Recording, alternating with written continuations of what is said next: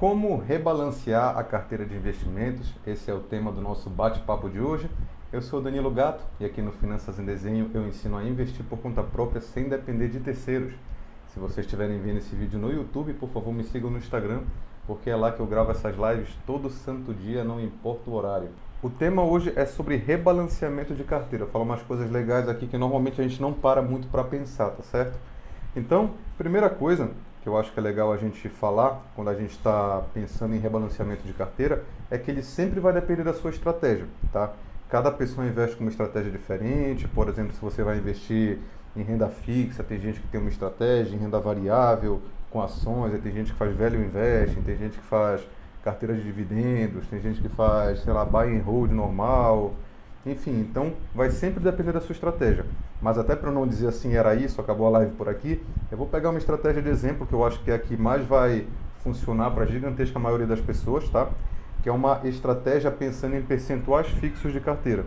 Então, teoricamente, a pessoa define, né, qual que é o objetivo dela, qual que é o valor de aporte, define a estratégia, define a alocação dos ativos da carteira, né? Quantos por cento vai ser renda fixa, quantos por cento renda variável, monta uma carteira diversificada, escolhe os ativos, define o percentual de cada ativo, tá? Então, por exemplo, esse CDB X aqui vai representar 15% da carteira, sei lá, essa LCI vai representar 10%, essa ação 2%, enfim. Então ela define ali todos os percentuais micro da carteira e aí começa, né, a aportar e montar a carteira. E aí acontece aquela situação, né, que é o seguinte, o mercado vai acontecendo, tá? Então a rentabilidade dos títulos de renda fixa vai mudando, a taxa de juros sobe, cai, aí você tem o IPCA, aí as ações valorizam, desvalorizam.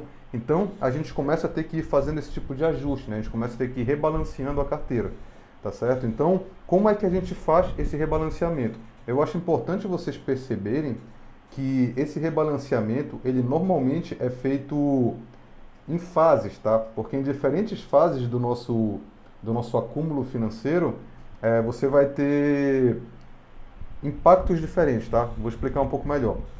Primeira fase dos investimentos, quando a gente acabou de começar a investir, vocês vão notar que o aporte mensal de vocês ainda faz muita diferença para a carteira, tá? Então, por exemplo, se eu estou investindo, sei lá, R$1.000 por mês, comecei agora, eu estou há 1 ano que eu comecei a investir, 2 anos que eu comecei a investir, o meu R$1.000, meus R$1.000, eles ainda representam ali entre 5% e 10% do dinheiro que eu tenho, tá? Então ainda tem uma expressividade, né? Ele ainda representa algo significativo dentro da carteira.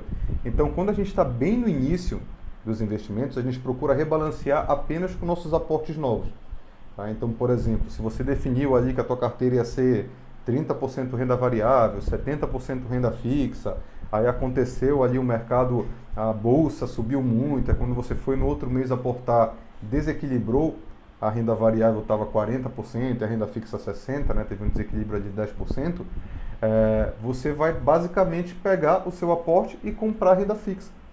Então, a princípio, esse dinheiro do aporte, quando a gente está muito no início da carteira, a gente consegue usar só ele para ir rebalanceando. Mesma coisa aconteceu o contrário, a renda variável desvalorizou ali um absurdo, caiu 15% e eu fui aportar. E aí, quando eu fui olhar, a minha carteira estava 85% renda fixa e 15% variável, sei lá. Você vai chegar lá e vai comprar renda variável com aporte. Então, nessa primeira fase de início de carteira, o seu aporte ainda tem algum poder. Nossa, estão matando uma criança aqui perto, cara. Não é possível. Então, só com esse aporte você consegue ir lá e rebalancear, né? Comprar ação, comprar, sei lá, renda fixa. E é muito interessante porque quanto mais a gente evita vender, menos a gente se expõe ao efeito ali do imposto de renda. Principalmente renda fixa, que a gente tem tabela regressiva de imposto de renda, que se a gente tirar muito cedo, a gente paga as alíquotas maiores. No caso das ações, dependendo de quanto você está investindo, por exemplo, se você vende mais de R$20.000 por mês, você acaba pagando ali um imposto de renda, entendeu? Que você não pagaria normalmente, tá? Então, no início, a gente realmente evita vender o máximo que puder. Você basicamente só compra. Óbvio, né? Que se de repente você faz uma análise fundamentalista para investir em ações e comprou determinadas ações porque elas são lucrativas e tudo mais, e ela perdeu os fundamentos, a empresa se envolveu numa fraude, começou a ter prejuízo arrudo e tal, aí beleza, isso é outra coisa, você pode vender obviamente, mas se não foi nada disso que aconteceu, você venderia apenas para rebalancear, você evita. No início você rebalanceia apenas com seus aportes. Beleza. Quando a gente chega no meio, mais ou menos, do nosso plano, né? A gente resolveu investir ali para 30 anos, a gente está investindo já, sei lá, 8 anos, 10 anos. O que começa a acontecer? O montante que a gente tem guardado começa a ficar cada vez mais expressivo e o nosso aporte começa a ir perdendo poder. Então vai basicamente acontecer de você já ter, tá 10 anos guardando R$ 1.000 por mês, você vai ter ali mais de R$ 100 mil, você vai ter R$ 130 mil, R$ 150 mil, talvez mais, dependendo ali da rentabilidade que você teve. Então o seu aporte de R$ 1.000 ali já é menos de 1% da carteira. Então qual que é a estratégia que a gente usa nesse momento, tá? Nesse momento, quando a gente vai rebalancear, o que a gente procura fazer é basicamente, tá? Você às vezes vai precisar vender algo, mas antes disso, você tenta rebalancear com a sua renda fixa. Porque a renda fixa, ela tem vencimento. Então, quando a gente começa a acumular dinheiro na renda fixa, né, a gente vai lá, escolhe um determinado CDB, uma LCI, uma LCA, começa a investir e vai acumulando, aí vira, sei lá, 10 mil, 15 mil, 20 mil, vai chegar uma hora que ela vai vencer. E quando ela vencer, aquele dinheiro todo volta para nossa mão. Tá certo? Então aí sim vai ser um valor expressivo, um valor que vai fazer diferença para o nosso aporte. Aí a gente pode às vezes esperar, se está poucos meses de distância de algum título de renda fixa ali que a gente tem um valor expressivo guardado vencer, a gente pode esperar ele vencer para ele voltar para nossa mão ali, né? Aí já paga um mínimo de imposto, dependendo ali de quanto tempo o dinheiro passou investido, e aí você pega aquele dinheiro e usa para rebalancear na carteira. Legal, então no meio ali mais ou menos você consegue fazer isso ainda. Agora quando você começa já a ir do meio para o final da tua carteira, quando já está, sei lá, 15 anos, 20 anos investindo para um plano ali de 30 anos, você já está às vezes, sei lá, com R$ 500 mil guardado, não sei, investindo ali R$ 1.000 por mês há 20 anos, o que vai acontecer? Aí às vezes nem isso vai dar jeito, porque em prazos muito longos é quando a renda variável começa a mostrar a força dela. É quando a rentabilidade da renda variável provavelmente vai estar comendo a renda fixa ali com farofa, tá? O negócio vai estar bem alto assim, vai estar crescendo e descolando totalmente da realidade. Aí é quando você provavelmente vai ter que começar a vender ativos para poder rebalancear. Tá? Talvez o seu aporte não vai mais ter poder nenhum, talvez você vender uns pedacinhos de renda fixa também não vai ter poder, porque a renda variável a longo prazo tende a render bem mais do que a renda fixa. Aí você precisa às vezes começar a vender partes ali da sua renda variável para rebalancear a carteira. Até nisso a gente consegue, dependendo do montante que você tem, né? Se você não for nenhum magnata, você consegue tentar se manter naquele limite. É por isso que é legal nessas horas a gente ter a nossa diversificação, né? Porque aí você tem, por exemplo, os dividendos das suas ações são isentos de imposto de renda. Você pode vender até R$ 20 mil por mês aqui no Brasil de ação isento de imposto. Você pode vender até R$ 35 mil por mês em ativos fora do Brasil isento de imposto. Então você consegue ir pegando esse dinheiro e tentando rebalancear, evitando o máximo possível o imposto de renda. Tá? E eu acho legal mostrar para vocês que essa forma de você rebalancear baseada em percentuais é uma das únicas formas possíveis de você conseguir consistentemente comprar ativos na baixa e vender na alta. Porque o que vai acontecer basicamente?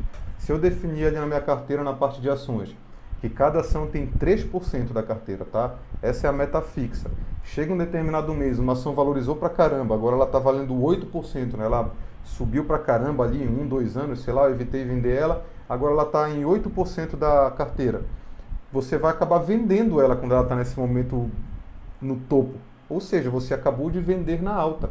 Então, tudo que vai crescendo muito e superando uma margem de segurança que você põe ali, porque é óbvio que isso não é exato, né? Não é, tá 3%, foi para 3,1% eu vendo. Não, você deixa uma margem de segurança, sei lá, 2%, 3%. Então, quando passar daquilo, aí você vai e vende ou você compra.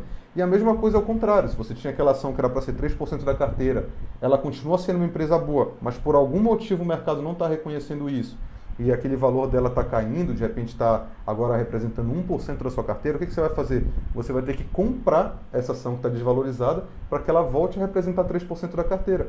O que você fez agora? Você comprou na baixa.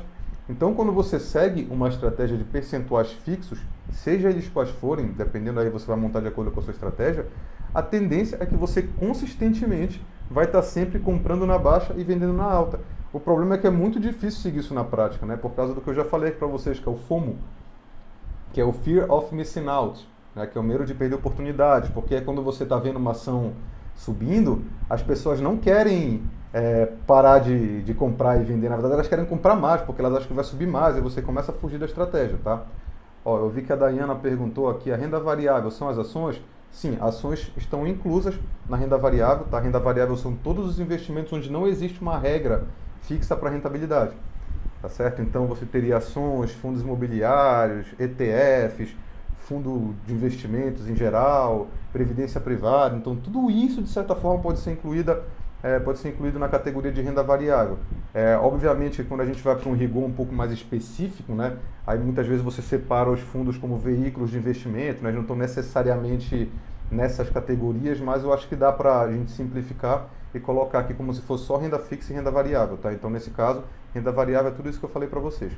Bom, então vamos lá. E aí acontece basicamente isso, quando você vai chegando no final, se você conseguir manter essa disciplina de durante toda a sua carteira você seguir os percentuais que você mesmo definiu, né, comprar toda vez que ele estiver abaixo, você vai lá e compra, quando ele estiver acima do percentual, você vai lá e vende, você tende a ter resultados sensacionais. Isso já foi até demonstrado em ETFs americanos. Você tem alguns ETFs como, acho que é o RSP, que ele pega o S&P 500 e divide em pesos iguais. E ele tende a performar melhor do que a média do próprio S&P 500, que é o principal índice do mercado americano, né, de ações. Por quê? Porque ele tem percentuais fixos. Então ele basicamente vai se rebalanceando dessa forma. Quando alguma ação descola muito do percentual que ela deveria ter, ela é vendida. E quando ela descola muito para cima, né, no caso, e quando ela descola muito para baixo, ela é comprada. Tá certo? Sim, a live vai ficar salva. Esse é um projeto que eu faço de live todo santo dia. Então eu pego aqui perguntas que as pessoas me fazem na caixinha de perguntas e tento discorrer aqui um pouco mais o assunto. Então essa live vai ficar salva aqui, só que eu também pego ela, edito e posto no YouTube com slides, tá? Que aí fica melhor para entender, que dá para quem quiser bater print ali, eu tento colocar os tópicos. Então também me acompanha lá no YouTube que essas lives vão entrar lá depois. Tá certo? E aí a última coisa que eu queria falar de rebalanceamento de carteira é que quando a gente está chegando perto da aposentadoria, também é um ótimo momento para a gente já ir pensando na dinâmica final da nossa carteira. Porque, por exemplo, se você é uma pessoa que quer ter uma renda, né, mensal, isenta de imposto, fundos imobiliários são um tipo de ativo que pode te ajudar muito. E aí, quando está chegando ali naqueles últimos 6 anos, sei lá, para você se aposentar, você pode começar a ir pensando numa alocação final que você quer ter na sua carteira. Porque quando a gente está muito no início do nosso investimento, montando a carteira, por exemplo, sei lá, eu tenho 30 anos pela frente, eu posso tomar mais risco, eu posso pegar e colocar na minha carteira vários ativos, talvez até ativos que nem paguem dividendos, entendeu? Que eles acumulam dividendos para crescer mais, tem muitas ações que são assim, mas quando eu estou chegando agora perto do usufruto, isso já não me interessa mais tanto, porque agora eu quero usufruir. Agora talvez eu precise realmente de ativos que me paguem mais dividendos. Então eu posso começar a ir movimentando a dinâmica da minha carteira para ir deixando ela na configuração final que vai ser mais confortável para que eu tire essa renda mensal quando me aposentar. Então, existe também essa situação de você ir mudando a dinâmica da sua carteira quando você está chegando ali mais perto. Talvez migrando para um perfil mais conservador, esses novos aportes que você for fazendo, você já vai direcionando talvez mais para a renda fixa do que para a renda variável, porque como eu falei para vocês no início, a renda variável mostra muito o poder dela quando a gente tem muito tempo pela frente. Só que quando você agora está há poucos anos de se aposentar, há 6 anos, há 5 anos da aposentadoria, esses aportes que você vai estar fazendo agora são aportes que vão render só teoricamente por 6 anos até chegar lá. Então, às vezes, pode ser que eles não vão ter aquele poder dos juros compostos, assim, da renda variável a favor deles. Então, talvez, dependendo de como estiver a sua carteira, você acabe direcionando eles para investimentos mais seguros, talvez para renda fixa, talvez para ETFs de renda fixa americanos, por exemplo, ou para ETFs de ações de baixa volatilidade. Então, imigrando para ativos um pouco mais seguros e menos voláteis, que vão te dar ali um pouco mais de tranquilidade na sua terceira idade. Tá certo? Então, pessoal, o que eu quis dar para vocês aqui foi só um overview, assim, um pouco mais simplificado, de como é que a gente faz para rebalancear a carteira. Tá certo? Se vocês gostaram dessa live, né, vocês podem ali no perfil, tem um sininho lá em cima, ativar ali as notificações, pelo menos a dos stories e de ao vivo, porque toda vez que eu fizer essas lives vocês vão ficar sabendo.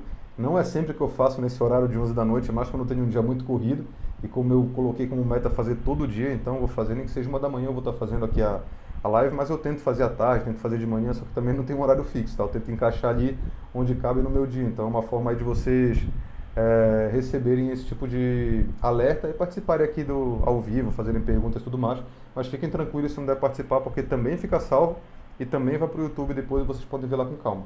Como saber escolher os ETFs americanos? Esse daí já dá pano para manga, tem muita coisa para falar. Eu posso até colocar depois uma live só sobre isso, tá? É porque tem várias estratégias que você pode usar. Mas acho que eu vou deixar aqui anotado porque se eu vou fazer live todo dia eu vou precisar de bastante conteúdo, então esse daí já vai ser um dos que a gente fala, tá? Como escolher uma providência privada, também vou colocar aqui. Então, é isso aí, galera. E eu também vou colocar todo dia aquela caixinha de perguntas lá nos stories. Então, também perguntem lá, porque é com base nisso também que eu vou pegando inspiração para ir fazendo esses conteúdos para vocês. Eu reativei o grupo do Telegram. E eu vou tentar avisar por lá um pouco mais cedo quando eu for fazer essas lives. Então, se vocês quiserem, eu botei o link lá nos stories, também tem o link na bio. Vocês podem entrar lá, então quando der uma meia hora antes assim, de eu fazer uma live dessa, eu vou tentar jogar lá, que aí quem puder ali se organizar, de repente se tiver possibilidade, disponibilidade de assistir, aí vocês podem acompanhar aí também, beleza? Então era isso por hoje, galera. Muito obrigado aí de novo por mais essa disponibilidade de vocês aí para ouvir o conteúdo. E amanhã a gente bate mais um papo, beleza? Valeu, boa noite aí para vocês.